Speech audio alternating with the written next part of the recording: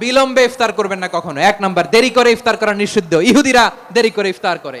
লা ইয়াজালুন নাসু আলা খাইরিন মা আজ্জালুল ফিতরা। বিশ্বনবী বলেছেন এই উম্মত যতদিন আগে আগে ইফতার করবে, এই উম্মতের কপাল থেকে কল্যাণ কেউ ছিনিয়ে নিতে পারবে না। চিল্লায় বলেন ঠিক কি না? আজানের জন্য বসে থাকবেন না, সময় দেখবেন। স্থানীয় সময় যখন সূর্যাস্ত হওয়া মাত্রই বিসমিল্লাহ, খেজুর খেয়ে ফেলবো। পারবেন তো নাকি দেরি করবেন? 2 নাম্বার, রমাদানের পবিত্রতা বজায় রাখবো। কোনো তর্ক বিতর্ক অশ্লীলতায় আমরা জড়াবো না, ঝগড়া করবো না, সরাসরিও না, ফেসবুকেও না। করবেন কেউ গালি দিলে বলবেন ইন্নিমরুউন সায়েম, আমি রোজাদার। আল্লাহর হাবিব শিখিয়েছেন কেউ যদি তোমার গালি দেয়, কটু কথা বলে, অশ্লীল কথা বলে, রমজানে তুমিও বলতে পারবে না। তুমি বলতে পারবা ইন্নিমরুউন সায়েম, আমি রোজাদার। আজকে থেকে নিয়ত করেন রমজানে কেউ গালি দিলে আপনি একটা গালি দিবেন নাকি? কি বলবেন? রোজাদার, রমজানের পবিত্রতা আমি ভঙ্গ করতে পারবো না। অশ্লীল নাটক সিনেমা আমরা দেখবো না। ব্যাড হ্যাবিট থাকলে রমাদানে এটা ছাড়ার মহা সুযোগ। স্মোকিং এর অভ্যাস আছে অনেকের, ঠিক কি না? চাঁপাইনবাবগঞ্জে আপনারা স্মোকিং করেন? হ্যাঁ, না না আমরা করি না। বলেন করি না? করবেন না কেউ? যদি কারো থাকে, কে করে হাত তোলালাম না আমি। এই রমাদানে এই স্মোকিং হ্যাবিট থেকে আমরা বেরিয়ে আসবো, ঠিক কিনা বলেন? 3 নাম্বার, আমরা মিথ্যা বলবো না। বিশ্বনবী বলেন মানলাম ইয়াদা কাওলা যুরি ওয়াল আমালা বিহ ফালাইসা লিল্লাহি হাজাতুন ফি আইয়াদা আতআমাহু ওয়া শারাবা।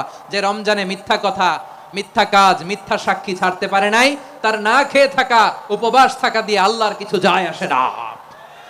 এজন্য মিথ্যার সাথে আমাদের কোনো সম্পর্ক আছে? মিথ্যা বলবো না। 4 নাম্বার, অপচয় করব না। ইন্নাল মুবাদদিরিনা কানু ইখওয়ানা শায়াতিন ওয়া কানা শাইতানু লিরাব্বিহি কাফুরা। অপচয়কারী শয়তানের ভাই। আচ্ছা, যে শয়তানের ভাই ও নিজেও আরেকটা কি? শয়তান। যে শয়তানের ভাই ও নিজেও আরেকটা কি? অপচয় করব না। ইফতারি করতে যে আমরা অনেকে অপচয় করি, এগুলো করবেন আপনারা? না, অপচয় অপব্যয় করব না। 5 নম্বরে রিয়া, লোক দেখানো ইবাদত আমরা করব না।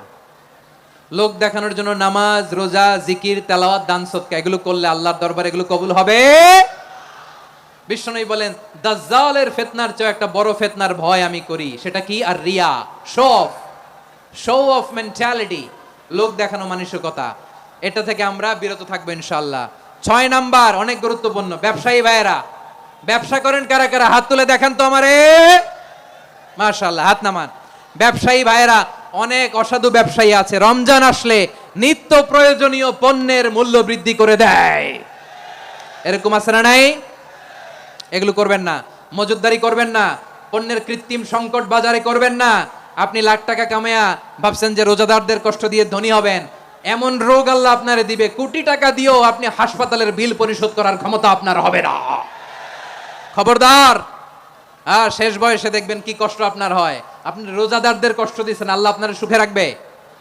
আল্লাহর দোহাই লাগে, আমার ব্যবসায়ী ভাইরা এটা করবেন না। আরব বিশ্বে আমরা দেখেছি, আরব বিশ্বের ব্যবসায়ীরা সারা বছরে ব্যবসা করে, রমজানে ভর্তুকি দেয়।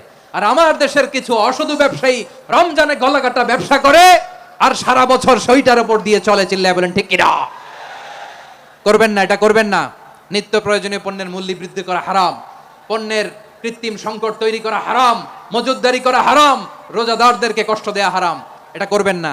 7 নম্বরে সর্বশেষ কথা, অধীনস্থ যারা আছে তাদের কাজের চাপ আপনারা কমিয়ে দিবেন। কাজের লোক, ফ্যাক্টরির ওয়ার্কার, স্টাফ, তাদের প্রতি যদি রহম করেন, আপনার উপর রহম করবে কে? রমাদান যেমনি দ্য মান্থ অফ হোপ, আশা জাগানিয়া মাস, এট দ্য সেম টাইম এই রমাদান হচ্ছে মান্থ অফ ওয়ার্নিং, একটা ওয়ার্নিং এর মাস। নবী যেমনি আশা জাগাইছে, আবার ওয়ার্নিং দিয়েও গেছে, খবরদার। ওয়ার্নিংটা কেমন? আল্লাহর হাবিব সাল্লাল্লাহু আলাইহি ওয়াসাল্লাম মসজিদে নববীর ভেতরে হঠাৎ তিনি মসজিদে নববীর মিম্বারে পা রেখে বললেন আমিন।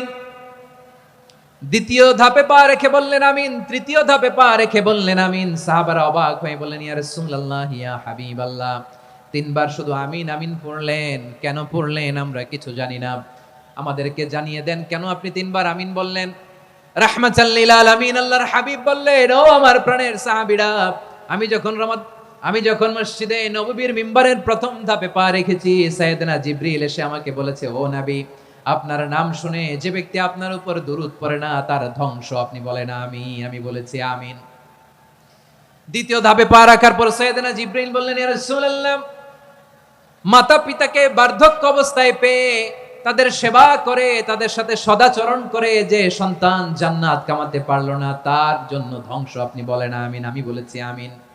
আবার মিম্বারের তৃতীয় ধাপে ঠিক যখনই আমি পা রাখলাম, সাইয়েদনা জিব্রাইল বললেন, নবী, রমজান মাস পাওয়ার পরে এই মাসে ইবাদত করে যে ব্যক্তি নিজের গুনাহ মাফ করাতে পারলো না, তার জন্য ধ্বংস। আপনি আওয়াজ করে পড়েন আমিন।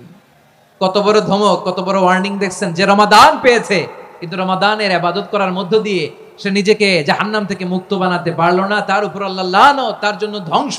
সাইয়েদনা জিব্রাইল বলেছেন আমিন, স্বয়ং বিশ্বনবী বলেছেন আমিন। আওয়াজ করে পড়েন নাউযু বিল্লাহ। তাহলে রমজান আসবে আর আমরা নিজেদেরকে জাহান্নামীদের লিস্ট থেকে নাম কাটিয়ে জান্নাতীদের লিস্টে উঠাতে পারবো না। এর চেয়ে বড় হতভাগা কি আর কেউ থাকতে পারে? আওয়াজ করে বলেন।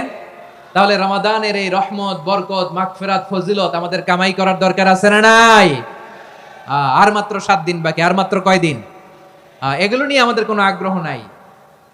তোমাকেই খুঁজছে বাংলাদেশ, ক্লোজ আপ 1, আর মাত্র 7 দিন বাকি। টেলিভিশনে বিজ্ঞাপন আছে না নাই? রেফেল ড্র হবে লটারির, আর মাত্র 5 দিন, আছে না নাই? কিন্তু এমন এক বরকতময় মাস আসতেছে, আর মাত্র 7 দিন বাকি। আমাদের কোনো সেন্সই নাই, আমাদের মধ্যে কোনো অনুভূতি কাজ করে না। হায় রে দুর্ভাগা মুসলমান! আমার প্রিয় ভাইরা, আপনি পৃথিবীতে যত ইবাদত করেন সব ইবাদতের সওয়াব নির্ধারিত। এটা পাবেন বা ওইটা পাবেন, এই সওয়াব জান্নাতে, এই বাড়ি ওই বাড়ি। শুধু সিয়ামের সওয়াবটা অনির্ধারিত। কুল্লু আমাল ইবনে আদম ইউদাফ আল হাসানাতু আশরু আমসালিহা ইলা 700 দি'ফিন ইল্লা সাওম। সব নেক আমলের সওয়াব বাড়তে বাড়তে 700 গুণ, কিন্তু রোজা ছাড়া। রোজার সওয়াব কি হবে? বান্দা খালি রোজা রাখে, ফেরেশতারা কিছু লিখতে পারে না আমল নামায়, কারণ আল্লাহ বলে এটা কিছু লিখিস না, কারণ as-সাওমু লি, এই রোজা রাখছে আমার জন্য, ওয়া আনা আজজি বিহি, এই রোজার সওয়াব, প্রতিদান, অ্যাওয়ার্ড এটা কিয়ামতের দিন আমি আল্লাহ নিজ হাতে দেব, নিজ হাতে দেব। আরেক বর্ণনায় এসেছে ওয়া আনা উজজাবি, আমি আল্লাহ নিজেই হয়ে যাব